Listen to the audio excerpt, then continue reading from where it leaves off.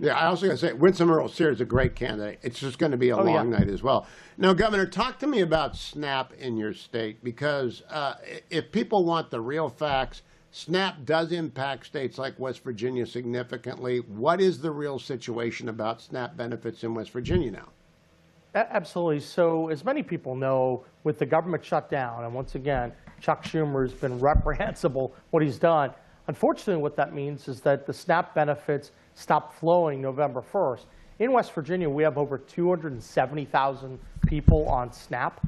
And so we are trying to make sure that when the federal government fiddles, that West Virginia steps up and solves problems. That's what strong governors have to do. That's what states have to do when Washington's not doing its job.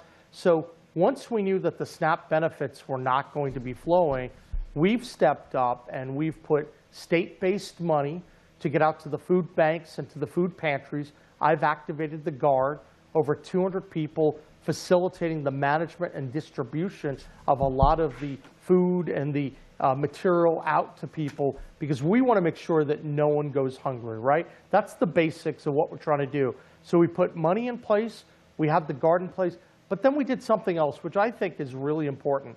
Look, the state can't just spend and take over federal programs forever. We're helping out, we're stepping up, but we're asking citizens to step up and to contribute, to make a difference, and we're getting great response. I know we've raised many hundreds of thousands of dollars over the last few days. It's positive. A lot of the media, they're doing PSAs to let people know that you could donate. You can donate $10, you can donate $100, you can donate whatever you want, and that matters a lot. Every time you get $1.5 million, that's basically worth about a day of the food that's needed to replace SNAP. But I'll go back to what I said at the beginning. This is the Schumer shutdown, and Chuck Schumer can end all of this if he just comes and says, we're going to pass a clean CR. I think you're going to see activity in terms of reopening the government toward the end of the week, because I think Schumer will realize that the elections are done. People are going to come to the table, but it's a shame that he's putting people's lives at risk.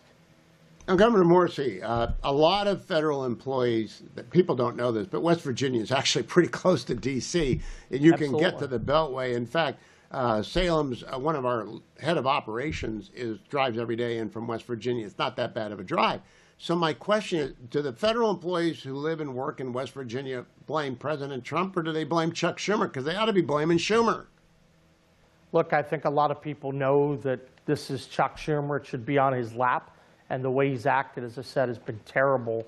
But I know that they realize that they've got a Republican governor, they've got a Republican president, and people in West Virginia have great respect for President Trump. And we were actually pleased early on to work with the Trump administration because, Hugh, we ended up keeping the national parks open. We had state step up and pay for keeping Harper's Ferry open and the New River Gorge open. And those are very popular parks, and it was during a critical tourism time. So we've been working closely with them. I think people know the Trump administration, that they're trying to do the right thing, and that these guys on the other side are being absolutely ridiculous. But I believe West Virginians know that. But you know, you got half the people, and sometimes the media is out there trying to just put the propaganda out from the other side.